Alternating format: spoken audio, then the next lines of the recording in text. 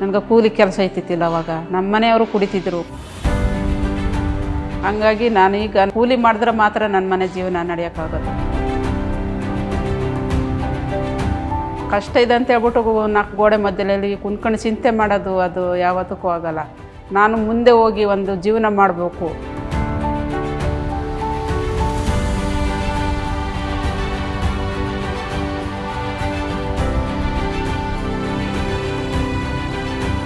ನನ್ನದೇ ಒಂದು ಯೂನಿಟು, ನಾನು ಒಂದು ನಿಂತ್ಕೊಂಡು ಮಾಡ್ತೀನಿ ಅಂತ ಎಲ್ಲರೂ ಗುಂಪಾಗಿ ಸೇರಿ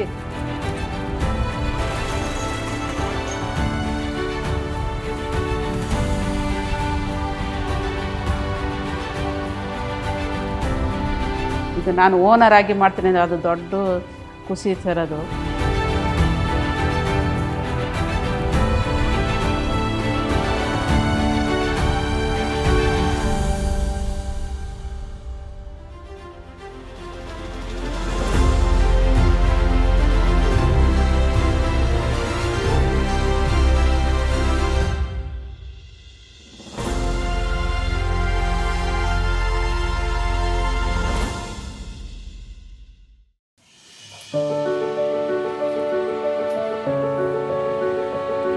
ನನ್ನ ಹೆಸರು ರಾಗಿಣಿ.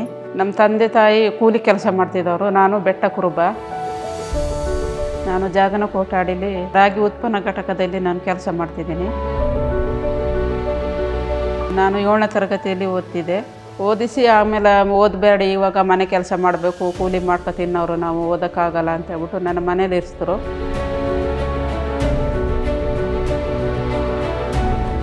ಮನೇಲಿ ಇರಿಸಿ ಒಂದು 2 ವರ್ಷ ಇದ್ದೆ ಅಷ್ಟೇ. ಮತ್ತು 16-17 ವರ್ಷಕ್ಕೆ ನನಗೆ ಮದುವಾಗೋಯ್ತು. ತಂದೆ ತಾಯಿ ಮದುವಾಗಿ ಚೆನ್ನಾಗಿದ್ಲಿ ಅಂತ ಹೇಳ್ಬಿಟ್ಟು ಕಳಿಸಿದ್ರು. ಅದರಲ್ಲಿ ನನಗೆ ಗಂಡನ ಮನೇಲಿ ಭಾರಿ ಕಷ್ಟ ಆಗೋಯಿತು. ಮಕ್ಕಳು ಸಾಕಿಸ್ಬೇಕಾಗಿತ್ತು, ನನ್ನ ಜೀವನ ಸಾಕಬೇಕಾಗಿತ್ತು. ಅಂದರೆ ಮನೇಲಿ ಕುಡ್ತ ಜಾಸ್ತಿ ಆಗಿತ್ತು. ಅವ್ರ ಕುಡ್ತದಿಂದ ಅವ್ರು ಕೇರಳ ಕೊಡ್ಗಂತ ಹೊಂಟೋಯ್ತಿದ್ರು ಮಕ್ಕಳ ಬಿಟ್ಬಿಟ್ಟು.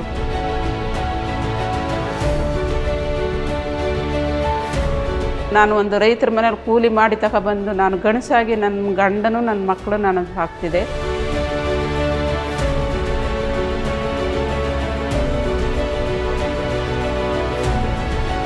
ಒಂದು ಸಂಘ ಅಂತ ಸೇರ್ಕೊಂಡೆ. ಸ್ವಾಮಿ ವಿವೇಕಾನಂದ ಯೂತ್ ಮೂವ್ಮೆಂಟಲ್ಲಿ ನಾನು ಒಂದು ಸಂಘದಂತ ಸೇರ್ಕೊಂಡೆ, ಒಂದು ಗುಂಪಲ್ಲಿ. ನನಗೆ ಹೇಳಿದ್ರು ಸರ್ಗಳು ಬಂದು, ನೀನು ಒಂದು ಟ್ರೈನಿಂಗು ಇದೆ ಅಲ್ಲಿ ಮಾಡ್ತೀಯಾ, ಎಷ್ಟಂತ ಕಷ್ಟ ಆಯ್ತಲ್ಲ ನಿಮ್ಮ ಮನೇಲಿ ಅಂತ ಕೇಳಿದ್ರು. ಯಾವ ಟ್ರೈನಿಂಗಾರಾಗಲಿ ನಾನು ಹೋಗಿ ಒಂದು ಮುಂದೆ ನಿಂತು ಒಂದು ಟ್ರೈನಿಂಗ್ ಮಾಡಿ ಒಂದು ಕೆಲಸ ಮಾಡಬೇಕಂತ ನನ್ನ ಮನಸ್ಸಲ್ಲಿ ಹೊಳೀತು. ಜಾಸ್ತಿ ಮಾತ್ರ ನಾಳೆ ದಿನ ಜಾಸ್ತಿ ಹಂಗಾಗಿ ನಾನು ಹೋಗಿ ಟ್ರೈನಿಂಗ್ ಹೋದೆ. ಟ್ರೈನಿಂಗ್ ಹೋದಾಗ ನಮ್ಗೆ CF ಟಾರೈ ಕಡೆಯಿಂದ ನಮ್ಗೆ ಕೆಂಚನಹಳ್ಳಿ ಅಂತ ಅದರಲ್ಲಿ ನಮ್ಗೆ ಟ್ರೈನಿಂಗ್ ಕೊಟ್ಟರು.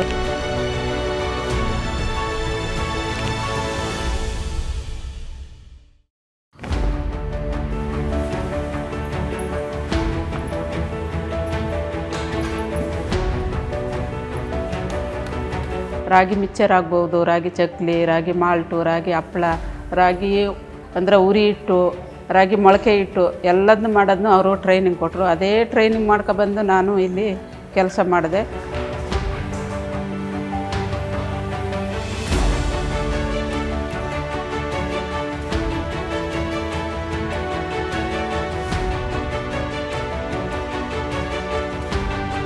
ನಮ್ಗೆ ಟ್ರೈನಿಂಗ್ ಕೊಟ್ಟಾದಮೇಲೆ ನಾವೇ ಕೇಳ್ದೆ, ಆಡಿಲಿ ಯಜಮಾನ್ರನ್ನ ಕೇಳ್ದೆ, ಈ ಬಿಲ್ಡಿಂಗು ನಮ್ಗೆ ಕೊಟ್ಟರೆ ನಾವು ಕೆಲಸ ಮಾಡ್ಬೋದು, ನಮ್ಗೆ ಕೊಡಿಸ್ತೀರಂತ ಕೇಳ್ದೆ.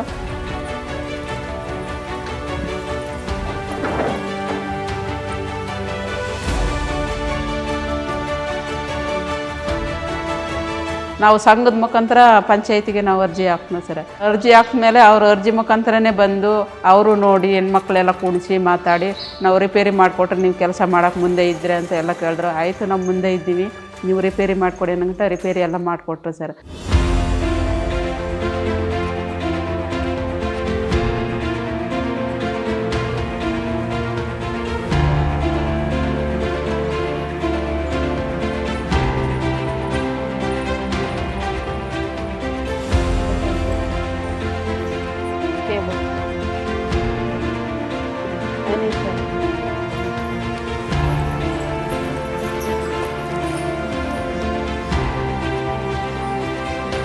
ಅಲ್ಲಿ 3 ವರ್ಷ ನಾವು ಕೈಯಲ್ಲೇ ಕೆಲಸ ಮಾಡಿದೆ, ಉರಿಯೋದಾಗಲಿ, ಒಂದು ಕಡಲೆ ಮಿಠಾಯಿ ಮಾಡಿ ಕಟಿಂಗ್ ಮಾಡೋದಾಗಲಿ.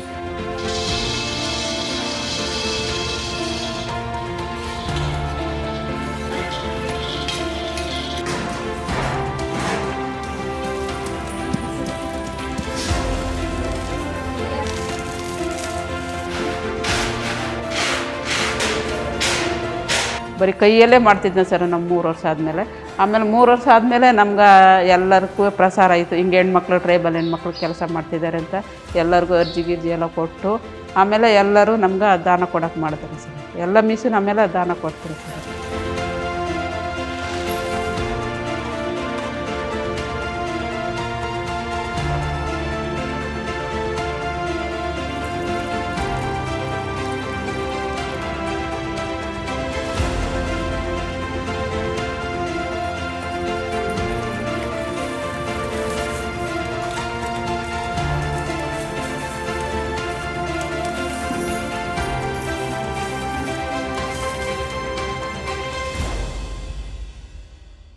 ಈ ಒಂದು ಪ್ರದೇಶ ಗಿರಿಜನರು ವಾಸ ಮಾಡ್ತಕ್ಕಂಥ ಪ್ರದೇಶ ಸಾಮಾನ್ಯವಾಗಿ.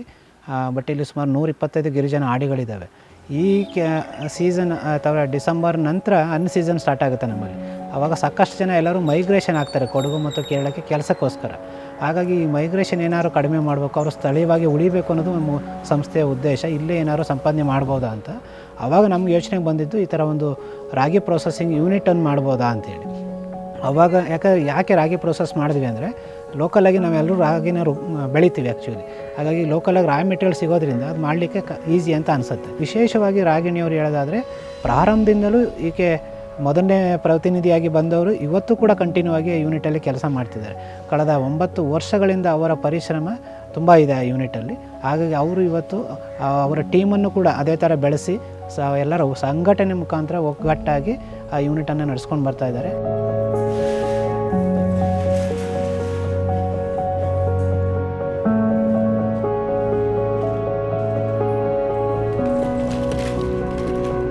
ನಮ್ಮ ಸಂಘ ಉಲುಮಾ ಸ್ತಂಭ ಮಹಿಳೆ ಸ್ವಸಹಾಯ ಸಂಘ ಅಂದರೆ, ನನಗೆ ಈಗ ಒಂದು ಸಂಘ ಮಾಡಿದ್ರೆ ಅದರಲ್ಲಿ ಒಂದು 10 ರೂಪಾಯಿ ಉಳಿತಾಯ ಮಾಡಿದ್ರೆ ನಮಗೂ ಒಂದು ಜೀವಕ್ಕಾದ್ರೆ, ಇವತ್ತು ಕೆಲಸ ಮಾಡಬೇಕು, ಅವತ್ತೇ ತಿನ್ನಬೇಕು. ಇದು 10 ರೂಪಾಯಿ ಉಳಿಸ್ಕೊ ಹೋದರೆ ನಾಳೆ ದಿನ ನಮ್ಮ ಮಕ್ಳಿಗಾಗುತ್ತೆ ಅಂತ ನನ್ನ ಮನಸ್ಸಲ್ಲೇ ಆಯಿತು ಸರ್. ಹಾಗಾಗಿ ನಾನು ಒಂದು ಗುಂಪಂತ ಸೇರಿ ಒಂದು ಸಂಘ ಮಾಡೋದ, ಒಂದು ಕಷ್ಟ ಅಂತ ಬಂದವ್ರಿಗೆ ಅಲ್ಲಿಂದ ಒಂದು ದುಡ್ಡು ತಗೊಂಡು ಒಂದು ಕಷ್ಟದಿರೋರ್ಗೂ ಕೊಡ್ಬೋದು ಅಂತೇಳ್ಬಿಟ್ಟು ನಾವು ಸಂಘ ಮಾಡೋದು. ಸೇಲ್ಸ್ ಅಂದ್ರೆ ಮೊನ್ನೆ ಮೈಸೂರು ಹೋಗಿದ್ದು, ಅಲ್ಲಿ 4,000 ಚಿಲ್ಲರೆ ಸೇಲ್ಸ್ ಆಯಿತು. ಅವರು ಮಾತಾಡ್ತಾರೆ ಸರ್, ನಾವು ಮೊದಲು ಮನೇಲಿದ್ದಾಗ ನನ್ನ ಗಂಡ ತಗೊಬಂದು ಕೊಡೋದನ್ನ ನಾನು ಕಾಯ್ತಿದ್ದೆ. ಇವಾಗ ನಾನು ಒಂದು ಕೆಲಸ ಮಾಡಾದ್ಮೇಲೆ ನನ್ನ ಅಕೌಂಟಲ್ಲಿ 10 ರೂಪಾಯಿ ಇದೆ. ನನಗೂ ಈಗ ಒಂದು ಧೈರ್ಯ, ಒಂದು ಸಂಘ ಕಟ್ಟೋಕ್ಕೂ ಧೈರ್ಯ, ಒಂದು ಮಕ್ಳಿಗೆ ಒಂದು ಪೆನ್ ಅಂದರೆ ತಕ್ಕೊಡೋಕ್ಕೂ ನನಗೀಗ ಧೈರ್ಯ ಅಂದ್ಕೊಂಡು ಇವಾಗ ಅವರವರೇ ಅವ್ರ ಕಷ್ಟನ ಮಾತಾಡ್ತಾರೆ ಸರ್. ಮಾತಾಡಿ ಇಲ್ಲಿ ಕೆಲಸ ಮಾಡ್ತಾರೆ ಸರ್. ನಾನು ಇಲ್ಲಿ ರಾಗಿ ಐಟಮ್ದ ಮಾಡೋಂಥ ಎಲ್ಲ ಪ್ರಾಡಕ್ಟ್ಗಳನ್ನು ನಾನು ತಯಾರು ಮಾಡ್ತಿದ್ದೀನಿ. ಅಲ್ಲಿ ಆವಾಗಾದರೆ ವಾರದಲ್ಲಿ 2 ಕೆಲಸ 3 ಕೆಲಸ ಸಿಗ್ತಿತ್ತು. ಇವಾಗ ತಿಂಗಳು ಪೂರ್ತಿ ಕೆಲಸ ಸಿಗುತ್ತೆ, ಕೈ ತುಂಬ ಸಂಬಳ ಸಿಗುತ್ತೆ. 9,000 10,000 ಸ್ಯಾಲ್ರಿ ಸಿಗುತ್ತೆ. ಕಳೆದ ಒಂದು 9 ವರ್ಷದಿಂದನೂ ಇಲ್ಲಿ ಕೆಲಸ ಮಾಡ್ತಿದ್ದೀನಿ. ಇವಾಗ ಹೊರಗಡೆ ಹೋಗಿ ಕೆಲಸ ಮಾಡೋಂಥ, ಈಗ ದೂರಷ್ಟು ಹೋಗಿ ನಾವು ಕೆಲಸ ಮಾಡೋಕ್ಕಾಗಲ್ಲ ಅಂತೇಳಿ ಇಲ್ಲಿ ಹತ್ರದಲ್ಲೇ ಮನೆ ಹತ್ರನೇ ಬೆಳಗ್ಗೆ 9:30ಗೆ ಬಂದರೆ ಸಂಜೆ 5:30 ತನಕ ಕೆಲಸ ಮಾಡಿ, ಪ್ರತಿದಿನವೂ ಕೆಲಸ ಇರುತ್ತೆ. ಭಾನುವಾರ ಒಂದು ದಿನ ರಜೆ ಇರುತ್ತೆ ಅಷ್ಟೇ. ಹಾಗಾಗಿ ತುಂಬಾ ಹೆಲ್ಪ್ ಆಗಿದೆ ನಮಗೆ ಇದರಿಂದ, ಈ ಸಂಸ್ಥೆಯಿಂದ. ಹೊರಗಡೆ ಎಲ್ಲರೂ ಸೇಲ್ಸ್ ಹೋಗ್ಬೇಕಂದ್ರೆ ಅದನ್ನು ನಾವು ಆಯ್ಕೆ ಮಾಡ್ತೀವಿ. ಇಬ್ಬಿಬ್ಬರು ಹೋಗ್ಬೇಕು ಅಂತ, ಒಬ್ಬರೇ ಹೋಗೋಕ್ಕಾಗಲ್ಲ, ಇಬ್ಬರು ಹೋಗಿ, ಇಲ್ಲದ್ರೆ ಜಾಸ್ತಿ ಲಗೇಜ್ ಇದ್ದರೆ 3 ಸೀಟ್ ಹೋಗಂತೀವಿ. ಹಂಗಾಗಿ ಹೋಗಿ ಹೊರಗಡೆ ಅವರು ಎಲ್ಲ ಸೇಲ್ಸ್ ಮಾಡ್ತಾರೆ, ಅಮೌಂಟು ತಗೊಬರ್ತಾರೆ. ಅಮೌಂಟ್ ತಗೊಬಂದ್ರೇ ನಾವು ಇಲ್ಲಿ ಇಟ್ಕೊಳಕ್ಕಾಗಲ್ಲ. ಅದೊಂದು ಅಕೌಂಟ್ ಐತೆ ನಮ್ಮದು ಯೂನಿಟ್ದೇ ಒಂದು ಅಕೌಂಟ್ ಇದೆ. ಆ ಅಕೌಂಟಿಗೆ ನಾವು ಹಾಕ್ತೀವಿ. ಕೂಲಿದಂದರೆ ಅದು ತಿಂಗಳಿಗೊಂದು ಸತಿ ಕೊಡ್ತಾರೆ ಸರ್. ಅಂದರೆ ಕೈ ಕೊಡಲ್ಲ ಸರ್. ಅದನ್ನು ಅಂದರೆ ಅವ್ರವ್ರು ಒಂದೊಂದು ಅಕೌಂಟ್ ಮಾಡಿಸಿದ್ದೀವಿ. ಅಂದರೆ ಕೈ ಕೊಟ್ಟರೆ ಅವತ್ತೇ ತಿಂತಾರೆ ಸರ್. ಅಕೌಂಟಲ್ಲಿ ಇದ್ದರೆ 10 ರೂಪಾಯಿ ಯಾರೋ ಉಳಿಸ್ಕೊಬೋಯ್ತಾರೆ ಅಂತ ಹೇಳ್ಬಿಟ್ಟು ಎಲ್ಲರಿಗೂ ಒಂದೊಂದು ಅಕೌಂಟ್ ಮಾಡಿದ್ದೀವಿ. ಗಣರಾಜ್ಯೋತ್ಸವಕ್ಕೆ ನಮಗೆ ಡೆಲ್ಲಿಗೆ 6 ಜನ ಹೆಣ್ಮಕ್ಳ ಗುರುತಿಸಿದರು. ಅದರಲ್ಲಿ 2 ಆಯ್ಕೆ ಆಗಿದ್ದು, ಸರ್ಸು ನಾನು ಆಯ್ಕೆ ಆಗಿದ್ದೆ.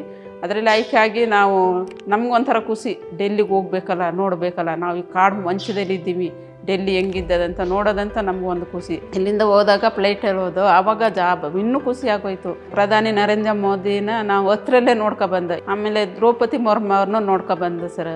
ಇಬ್ಬರನ್ನೂ ಹತ್ರನೇ ನೋಡ್ಕೊಬಂದು, ಅಂದರೆ ಮಾತಾಡೋದಕ್ಕೆ ಹಿಂದಿ ಬರಲ್ಲ, ಹಂಗಾಗಿ ಹತ್ರಲ್ಲೇ ನೋಡ್ಕೊಬಂದೆ ಸರ್ ನಾವು.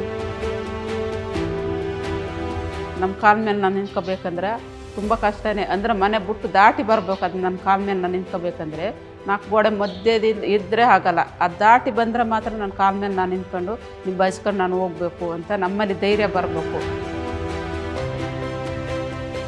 ನಂತರ ಹೆಣ್ಮಕ್ಳು ಇನ್ನೂ ಬಂದು ಕೆಲಸ ಮಾಡಬೇಕು. ಯಾರೂ ಹೊರಗಡೆ ಕೆಲಸಕ್ಕೆ ಹೋಗ್ಬಾರ್ದು. ಎಲ್ಲ ಬಂದು ಗುಂಪಾಗಿ ಕೆಲಸ ಮಾಡಿ ಗುಂಪಾಗಿ ಇರಬೇಕಂತ ನನಗೆ ಕನಸು ಇದೆ.